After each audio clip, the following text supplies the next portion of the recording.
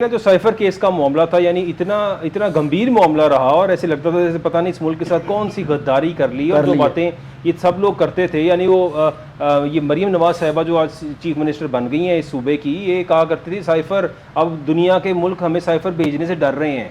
यानी इनको शायद साइफर का अंदाज़ा भी नहीं था होता क्या है, इसलिए उन्होंने इस तरह की एक जो है वो बात कर दी। तो यहाँ पे जिसको पता भी कुछ नहीं था वो भी कमेंट कर रहे हैं आके, और वो भी सिर्फ इस बात के अंदर कर रहे हैं। और साइफर की हकीकत ये निकली कि जब जज साहब ने सवाल किया अदालत में कि आखिर इस साइफर के मामले से नुकसान क्या पहुंचा मुल्क को, इसका कोई जवाब नहीं था प्रोसिक्यूटर के पास। मतलब जो तो फिर ये मामला था, अब ये जो मामला है इसका भी एंड रिजल्ट यही होगा, क्या समझते हैं आप राना साहब? जी बिल्कुल यही एंड है, इससे भी ज्यादा है।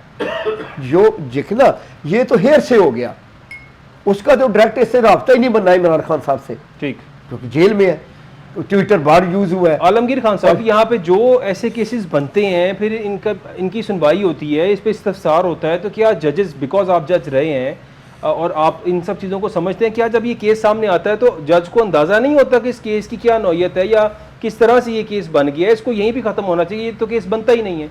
अब ऐसे इद्दत में निकाह वाला केस भी है और अब ये ट्वीट्स वाला और ये सारा साइफर जो कुछ भी था आपके सामने, क्या समझते हैं? मैं कहता हूँ कि जो है ना, एविडेंस को और डिफेंस वर्जन को जक्सटापोजिशन में रख के उसका फैसला करना चाहिए। और जज साहब सबान को ये यकीनन जो है जब केस उनके सामने होता है तो उसमें उन्हें उनके फार एंड अगेंस्ट मामला जो है ना वो सारे पता होते हैं। ये नहीं कि प्रोसिक्यूशन एविडेंस को सिर्फ एग्जामिनेशन इन चीफ को देख कर ही फैसले कर जाए, बल्कि उसकी डेप्थ तक जाना चाहिए, उसकी क्रॉस एग्जामिनेशन में जाना चाहिए, उसके 342 के स्टेटमेंट पे जाना चाहिए, डिफेंस वर्जन जो हो उसको देखना चाहिए, सबको जक्स्टा पोजीशन में रख के फिर जो है मेरिट पे फैसले करने चाहिए। और मैं समझता हूँ कि इसीलिए जब भी कोई किसी सज़ा के ख़िलाफ़ कोई अपील होती है तो उसमें सबसे जो पहला और अच्छा ग्राउंड होता है वही है कि the judgment, impugned judgment is based on misreading and non reading of evidence,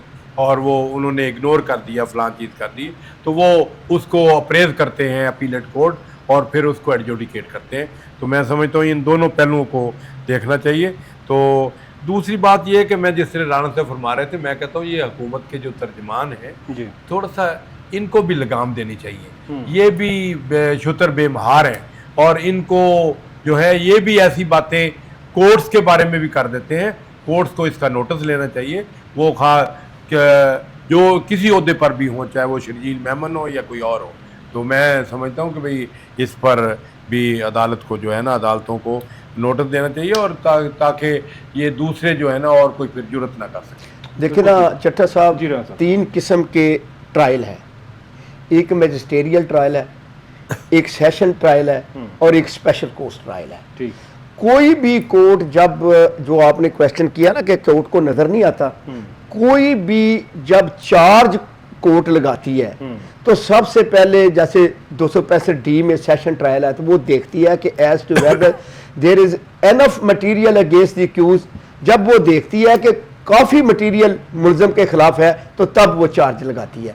अगर उनको नजर आ रहा हो जब, तो वो उन कोर्ट्स को चाहिए कि वहां ऐसे केसों को जो बेसलेस है, जिनके एविडेंस नहीं है, उनका चार्ज ही फ्रेम ना करें मुलजमान के खिलाफ, या उनको 265 या 200 जो है 249A में फारग कर दे। कोर्ट्स को दिलेरी के साथ इंसाफ के फैसले करने चाहिए। ठीक, सारिम बर्नी साहब का एक मामला हमारे सामने आया और सारिम बर्नी साहब जो है उन्होंने अमेरिका से ट्रैवल किया, कराची पहुंचे हो, और जैसे ही कराची पहुंचे तो उनको इंसानी स्मगलिंग के इल्ज़ाम में सारिम बर्नी साहब को गिरफ्तार कर लिया गया अमेरिका की रिक्वेस्ट के ऊपर, और कहा गया कि वहाँ से आया था और FIA को इन्फॉर्म किया गया कि ये बंदा हमने बोर्ड कर दिया, अब जब ये कराची लैंड करेगा इसको अरेस्ट कर लिया जाए। अगर तकलीफ अमेरिका को थी तो इस शख्स को अमेरिका में अरेस्ट क्यों नहीं किया गया और पाकिस्तान के अंदर इसको अरेस्ट करना, उन पर इल्ज़ाम क्या था ये सुन लीजिएगा। हुकाम के मुताबिक अमरीकी हुकूमत की जानिब से कहा गया कि 25 से 26 बच्चों की शिकायत की गई थी, लेकिन FIA हुकाम का कहना है कि 16 से 17 बच्चों की इंसानी स्मगलिंग के ज़रिए अमेरिका मुंतकली के शवाहिद मिले हैं।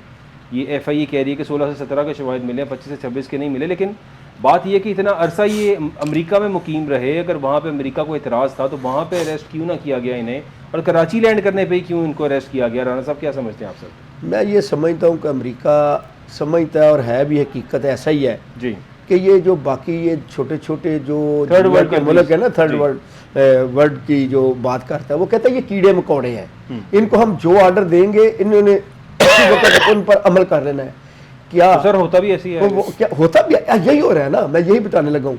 अगर वो अमेरिका के अंदर था, क्योंकि अमेरिका के अंदर जितनी ह्यूमन राइट्स की जो ऑर्गेनाइजेशन है उनकी बाकी जो गवर्नमेंट के अदारे हैं उनसे ज़्यादा एम्पावर्ड है वो, ठीक है, उनकी ज़्यादा वो कोई बात करें, कोई आवाज़ रेस करें तो उनकी बहुत ज़्यादा सुनी जाती है। तो उन्होंने कहा हम क्यों यहाँ बदनाम हो, हम इसको वापस भेजते हैं, अपने किसी कमी को कहते हैं कि आप इसको अरेस्ट कर लो, अरेस्ट करके इसकी इंक्वायरी करो, हमें चाहिए होगा तो दे देना, ना चाहिए होगा तो देंगे भी। तो वो कहेंगे जी खुद गवर्नमेंट ऑफ पाकिस्तान ने हमारे हवाले किया है कि ये वाकई गिल्टी है, वो कहेगा तो ये गिल्टी है। तो देखिए उनका इतना कहना, अगर उनका कोई एलिगेशन था, यानी कि आप समझते हैं कि अमेरिका में जुडिशल सिस्टम और वहाँ की पुलिस और बाकी सारा सिस्टम और ऐसी फिर वहाँ पे ह्यूमन राइट्स की जो है वो अथॉरिटीज़ हैं जो आपको लगता है कि वहाँ पे अरेस्ट नहीं कर सकते थे, तो उन्होंने कहा पाकिस्तान जाए, वहाँ जाके जो मर्जी करो। जो ये देखे ना, अरेस्ट करने से पहले सबसे पहले एविडेंस ली जाती है जी, अगर अभी एविडेंस देखी नहीं, अभी कोई ऐसी चीज ऑन रिकॉर्ड है नहीं। सर लेकिन एफआईए कह रहे हैं कि 16 से 17 बच्चों की स्मगलिंग के जो है वो उनको शवाहिद मिले हैं।